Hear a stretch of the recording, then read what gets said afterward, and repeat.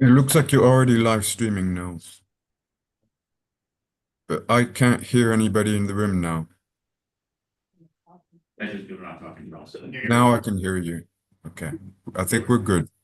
Wow, they're like kids on the first day. Okay, we're streaming. All right. Good morning. It's 9:01. We go ahead and call this meeting of the Urban Renewal Agency order. All agency members are in attendance. Any additions or deletions to the agenda? None from staff. Seeing none, do we have any public comment this morning? None. All right. Review of the meeting minutes from July 25th. Can I have someone move those, please? Moved by Siobhan, seconded by Anna. All those in favor of adopting those minutes, that carries unanimously. Turn it over to you, Freedy. Great, so we have two resolutions that we are looking at today that we discussed in the Economic Development Committee meeting. The first is a resolution to provide a loan of up to $300,000 from the HODAG fund for the adaptive reuse project at 115 through 123 South Fleet Street. So this project is including the creation of low and moderate income housing units, up to 80% AMI, I believe. And so this is a request that had come from the developers that we discussed in the Economic Development Committee. Is move forward with. Does anyone have questions about? Second. Okay, yeah, does anybody move to discuss the resolution? In a second. Are there questions about the resolution? I do have one. I'm sorry. I remember, faulty as it is, that the developers owned both of the properties already. They own one and they have an option to acquire, right? So, or it's a lease to own agreement in place. So I have site control for both properties. Okay, because I was curious about or confused about the acquisition cost that was in the budget when they both own, or when I thought the developers owned the building. So, okay. Yeah, and that budget is kind of put together as presented to the state for the grant funding, which does include prior expenses associated with acquisition. So they look at the full project costs at that application. Thank you. Any other questions? No? Okay, all those in favor? Great. The second resolution that we have is a modification to the 2024 flood action plan. And so that is to move $70,000 from the Economic Development Loan Fund and direct it towards expanding the Cecil Malone Drive pedestrian improvement project. So that's going to be adding additional 664 feet of sidewalk segment on the 100 block of Cherry Street. So we talked about this in the context of us missing the CDBG spend down timeliness requirement. And so repurposing this funding will both be beneficial to the project and will also help us towards meeting that spend down goal. And because it's a substantial change to the original HUD action plan, we need to create a modification for that. So do we have a motion to discuss this? Okay, moved by Anna, second by Carl. Are there questions about this resolution? Not a question, just to let folks know that we scheduled this for the September 10th. This is the sorry, I'm seeing Lisa walking the room. Sorry. Yeah, no, the amendment to the HUD action plan for the sidewalk. I believe we scheduled this for the September 10th. Yeah, public hearings. And the construction schedule is still This calendar year. Okay. This calendar year. Yes, I just wanted to mention that the presentation that we got, I didn't read the minutes yet from our last meeting, but the presentation that we received about this topic from the new coordinator for the sidewalk improvement district was outstanding and really demonstrated the commitment to communities and equity in this town. So we were very compelled. We already were interested in this type of project, but it was a very, very good sign. And we were quite impressed with the presentation. And yeah, just to follow up on Carl's, the idea was that it was practically an add-on to the contract already, so that was partially why it was feasible, right, and also timely. Great, any further comments or questions? Okay, all those in favor? And that's all we have from the Economic Development Committee. Great, thanks very much. To investment. So we have just two related proposals to consider. And they basically have to do with extensions of existing contracts regarding the sales of the Sear Street development, which is one, and Cleveland Avenue. And we do have a guest here who I believe could answer any questions. Maybe since you are here, would you like to give a brief intro and a brief overview to make your time here worthwhile? Sure. Press the button, so there you go. Oh, yeah, there we go. Can you hear me, guys? I'll be brief.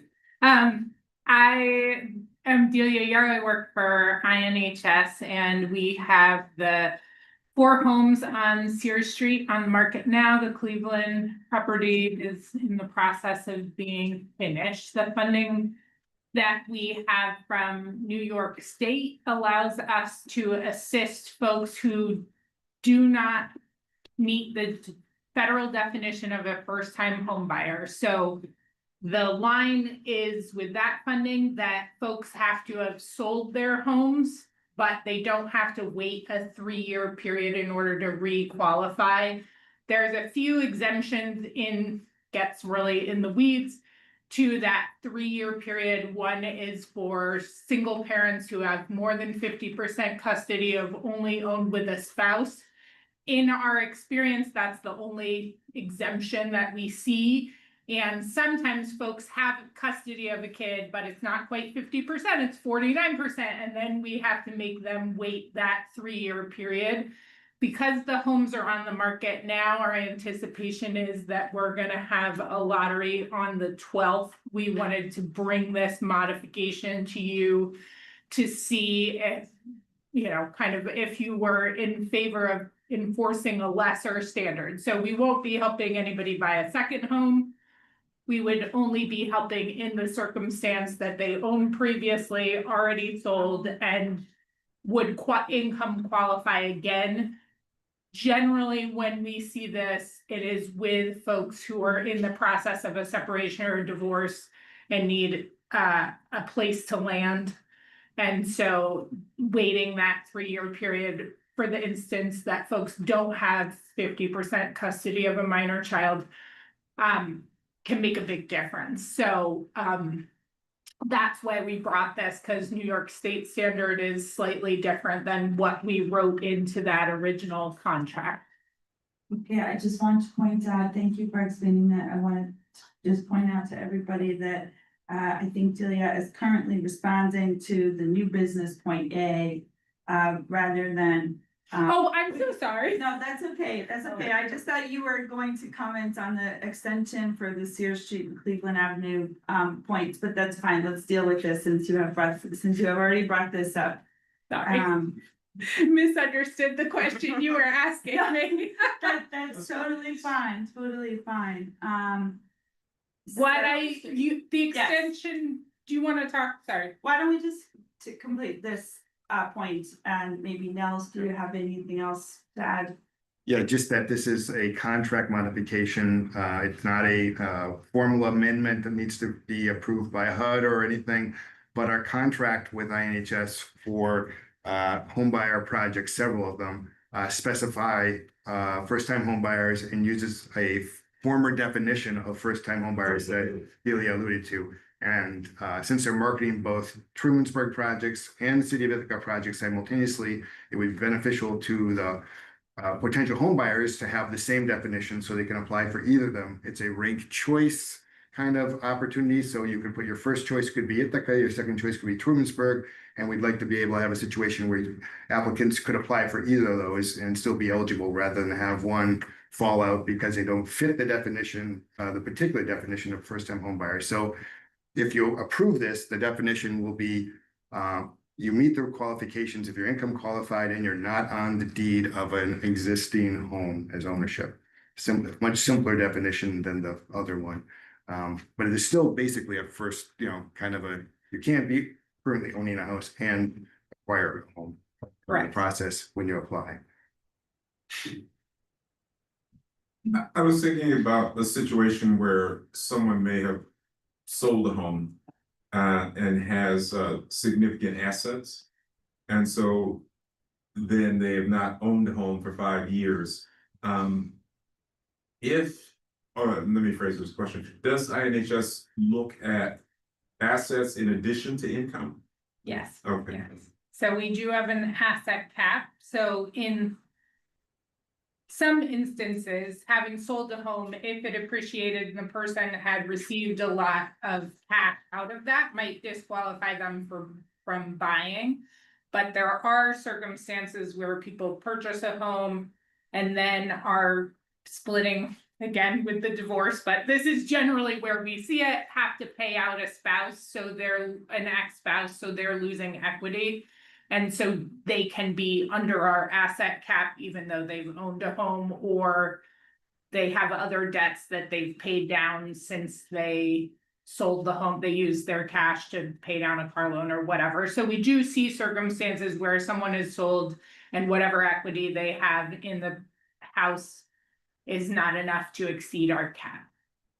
Thank you. Yeah. I just think this is normatively good. The state should change. That should change. Yeah, this is actually HUD does not require a first-time home buyer requirement, so it is kind of we can define this going forward following that linkage. That's what we'll write into our grant now that we've gotten wiggle room from the other funding sources we're using. We want to, apply the same standard as long as you all are okay with that.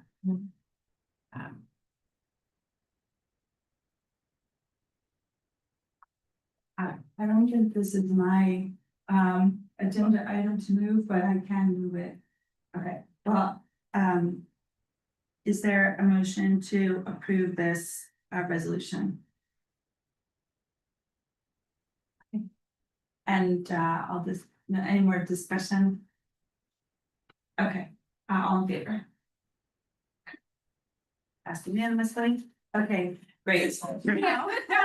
Did you really ask me? I didn't answer. That's fine, that's fine. Did you, Just let's hold on.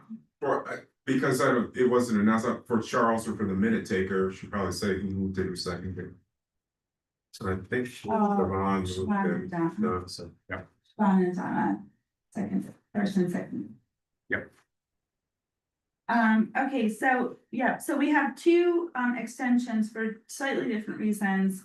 So since you're here again, if you want to just provide a brief explanation, starting with just the Sears Street project.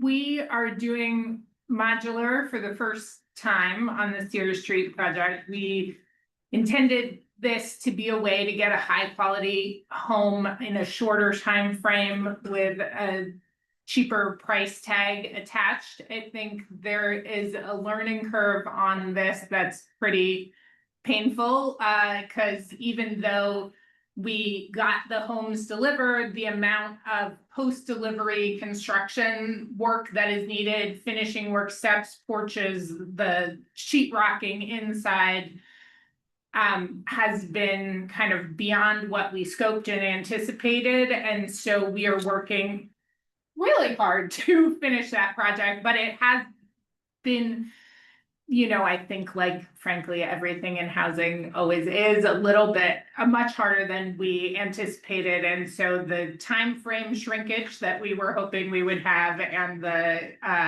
like sort of the amount of work that goes into getting those properties finished has been much larger than anticipated. So yeah,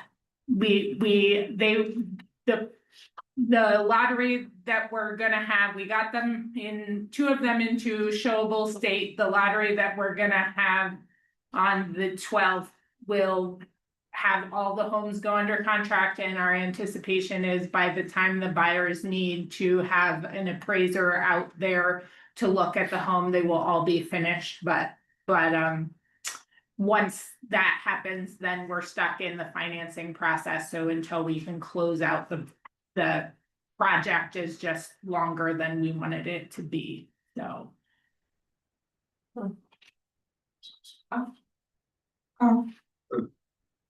With the extra work that was anticipated, did the final cost come out to be less than what a stick-built house would have been? we're still working on final costs. So I will tell you that when we get to the end of the project, there are some change orders pending. But we will give you final numbers when we have them. You know, interestingly, the project that we did in Trumansburg was attached to a big rental development. And so the large company that was doing the rental units is doing stick-built homes there, and they bid rather competitively because it was part of on-site. They already had their equipment. It was easier to get to yes. It was really hard to get somebody to bid on 4 units. We have this problem where there are enormous contractors out of Rochester and Syracuse that are willing to come down to build a multi-million-dollar project. But when we have something that's in this small home ownership range, we really have trouble finding a path to move that forward that's reasonably priced. So sadly, we couldn't like take the Trumansburg builder and have them stick build the homes on Sears Street because they wouldn't bid, you know, and the project wasn't big enough to be worth their while to kind of work into their schedule. So that is something that INHS has been working on since before I started there, and we continue to sort of struggle with how do we find a path for these projects that we feel like are so important in the city where space is tight and the project is not multi-million dollars, so it doesn't attract the same level of bidding. Yes. Else? Just regardless of the actual cost of the project, which is unknown right now, the sales prices are set. I believe a 2-bedroom at 160,000 and a 3-bedroom at 180,000, which is way below anything else you can find in the city market. And we had a really successful open house. We had dozens and dozens of people visit. It was very fun. And also, I know we will have our hearts broken on the 12th when not everybody gets a home, but we are continuing to try to find ways to build. So I just want to acknowledge the number of humans that want to buy in Ithaca and the amount of housing that any of the nonprofits can construct, or like we just can't meet the demand. It's really rough. Okay, so just on these 2, it's called Home 23 and 25, the Sears Street development. The extension request is for April 30th, 2026. Is there a motion to approve? I'll second. Norma and Carl, and all in favor? Great, unanimous. Okay, so then the request for the extension for Cleveland Ave is slightly different. Do you want to give us a description of that? Sure.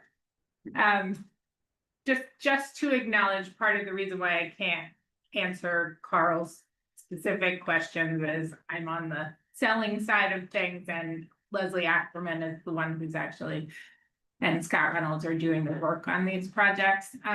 But Cleveland Ave, we, as we all know, a good portion of the city of Ithaca got remapped into the flood zone. When we were designing that project, we anticipated that flood remapping would be finalized. And so we wanted to create a property that would be affordable to folks. That home is in the process of being finished. But even after it's finished, we have to go to FEMA and get a notice of map amendment to pull. We built the property up. If you've been on that block of Cleveland Avenue, it just looks like a kind of tall house with a funny wall around it. And the reason for that is that the adjacent grade to the home needs to be outside of the floodplain, so we had to build up the area around the house. And we cannot talk to FEMA until the house is completed about getting the home buyer out of the flood zone. So INHS is playing flood insurance now because the FEMA maps changed, but we don't want the home buyer to be on the hook for that. So we don't want it to be put for sale until we ensure that we have met that standard or at least gotten a very cheap quote for flood insurance for that buyer. So that is the process that we're in for Cleveland, and that is the delay. But whoever buys that house will be in one of my favorite blocks in Ithaca. We're excited to sell it when it's ready. Are there any questions or comments? Okay, so the request is to extend the contract to September of next year, September 30th, 2026. Their motion to approve. Also, Siobhan and Taro, and all in favor? Okay, great. All right, thank you so much. Thank you guys for your patience with me answering the wrong questions and that. Totally fine, totally fine. It's a pleasure to see all you. Thank you for bearing with us as we work through these morning projects. Thank you for doing them. Thanks, Julie. Yeah, no problem. Take care.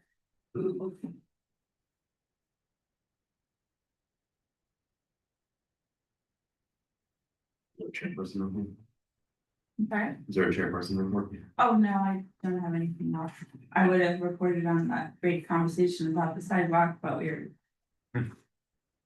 Turn it over to governance committee. That's me.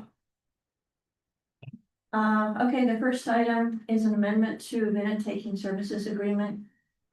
So we had already authorized to hire temporary staff to take minutes for IURA meetings. The work is turning out very well. There's an hourly rate of $35.11. And so we just want to formalize or annualize this agreement for, let's see, it would be to amend the contract for up to $1,500 of additional minute taking services. And we will annualize this to make it a year-long contract. So I move that. I so move. Same. Schwab. Further. Questions? Okay, done. Oh, no, let's vote. Ideally, Yeah, we still do that in this country for now. wait till next month. Yeah. Okay, next is a little bit more interesting. All right, so we've talked in prior meeting, this is about collaboration, further collaboration between the city and the IURA. So we talked in prior meetings about the status of federal CDBG and home funds. It looks like CDB funds will continue to come to the city, but not home funds. My understanding is this is a best guess, it's not finalized. So that leaves the IURA with less money. So at the same time, the IURA has been, as we've discussed before, the IURA has offered services to the city of Ithaca and probably other entities as well, I'm guessing the DIA or whatever, without compensation. So this resolution is asking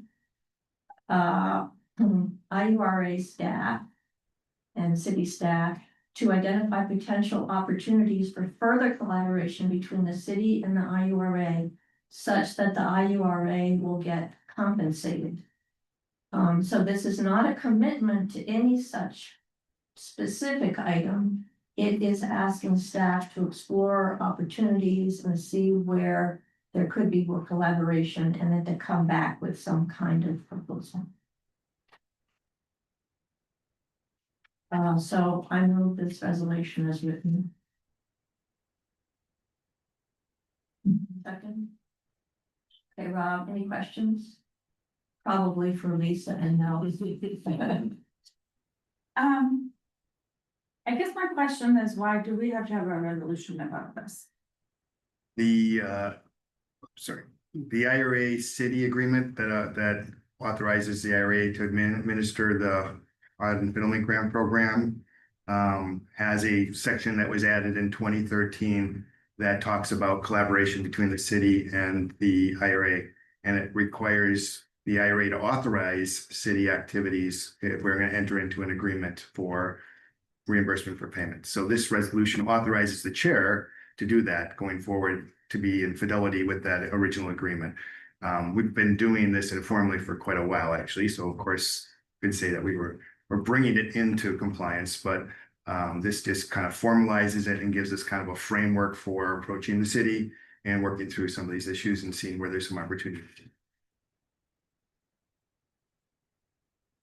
Absolutely. Has this been discussed by common council? No, I assume that common council will need to approve, because this will be part of the 2026 budget process. So, Council approval will be necessary if there was an expenditure out of the budget specifically to the IRA, but a lot of times there are opportunities. For example, when there's a capital project that's created by the city and if people work on that capital project, they can build their time to it if they're internal. If there was authorization from the city manager, then IRA staff could build to that capital project if they're working directly on that project without going through a council formal approval. So there are options for council approval and there are options for different approaches. We also have funds within our department budget that could be allocated.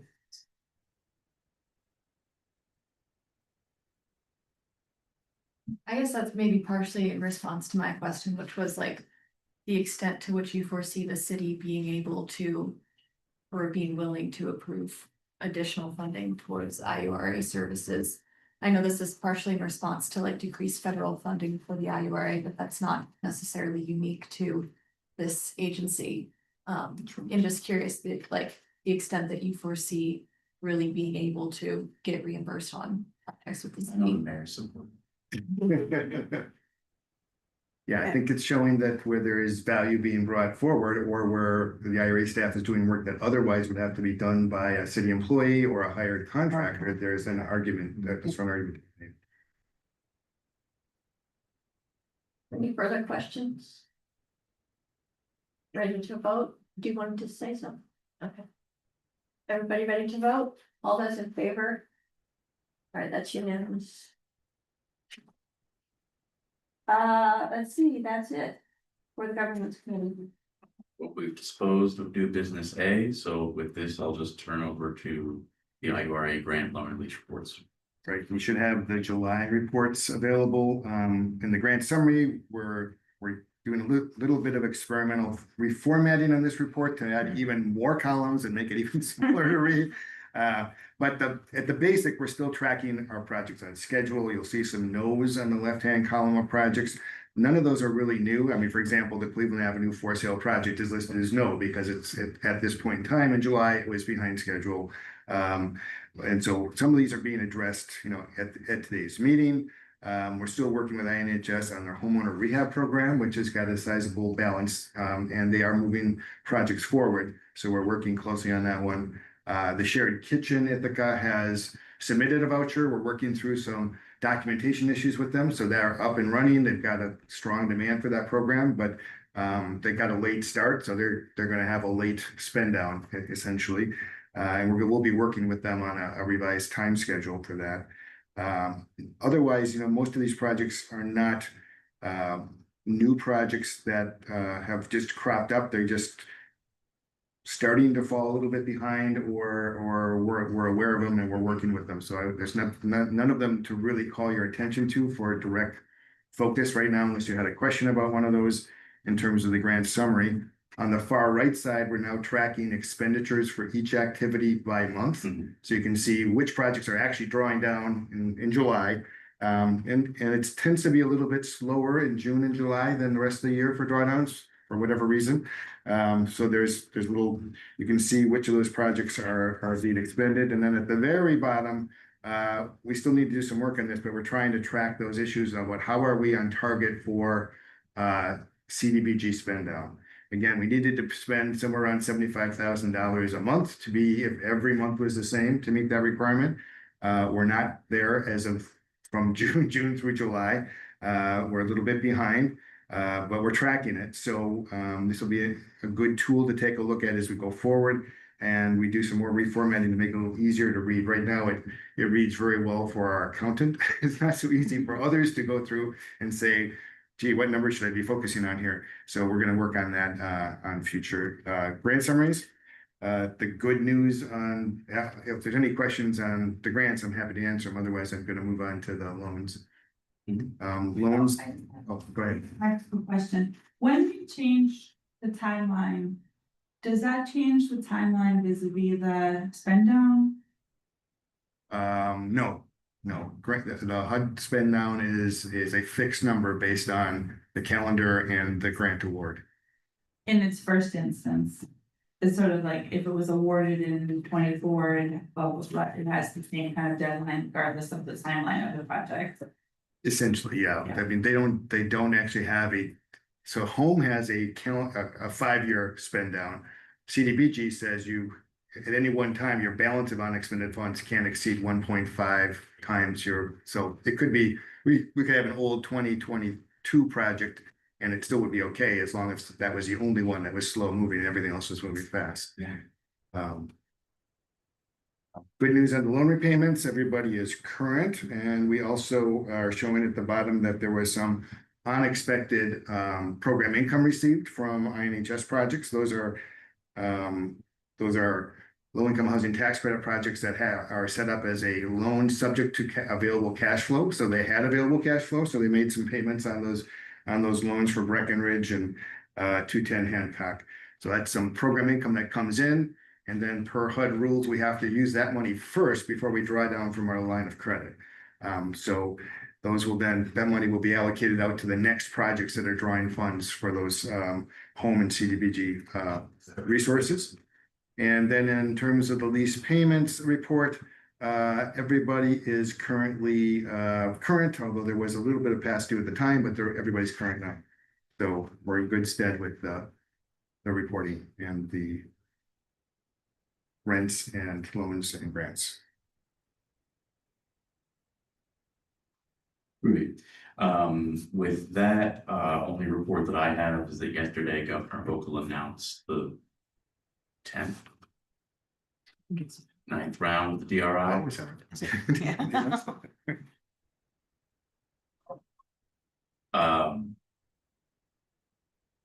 Hooray.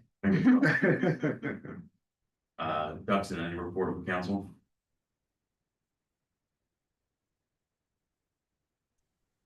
Only that, so last night we approved the city's portion of the Community Housing Development Fund allocation to the Sear Street homes that you just discussed. But overall, the group assigned $1.3 million in assistance to 182 units of housing, and that is the bulk of that is from one payment to the IDA housing, the workforce housing policy. It's the East State Street project behind the dean. So yeah, I guess that's it. Thanks. Dustin, and then any further staff report? Just one quick item. I want to let you know that the Ithaca residents, of which we have 20 units that have to be rented at below market rents, have vacancies right now available. So if anybody is looking for housing downtown at a rent at 80% of area median income. They have some units available that are efficiency in 1-bedroom units at the Ithacan residence that's right next to the Green Street Garage and the Marriott Hotel. They're looking for applicants for those affordable units. The other thing was to let you know that we're working on the Restore New York grant project for Southworks. That was an award given, I think maybe a year and a half ago. They were awarded $2 million through the city application to abate lead and asbestos in building 21 or 24, the one closest to the street, the 100,000 square foot kind of whitish building. They have reworked some of their scope and have revised their plan. Empire State Development has approved a time extension for them, so that project is now moving towards financing and construction to occur in this next 12-month period. Basically, they have a time extension till 12/31/26 to do that work. And it's about a $2.9 million project to do that renovation, to get it ready for true renovation, I guess, to get rid of the asbestos and lead paint hazards. So that project is moving forward. So, Great. With that, our next September meeting, since this is technically the August one, is 9 a.m. Thursday, September the 25th. And without objection, we will adjourn. and Donna is absent for that, right? You're traveling. Yes, I'll be in Memphis, Tennessee, on vacation. Not recently, not Memphis, but Nashville, I learned.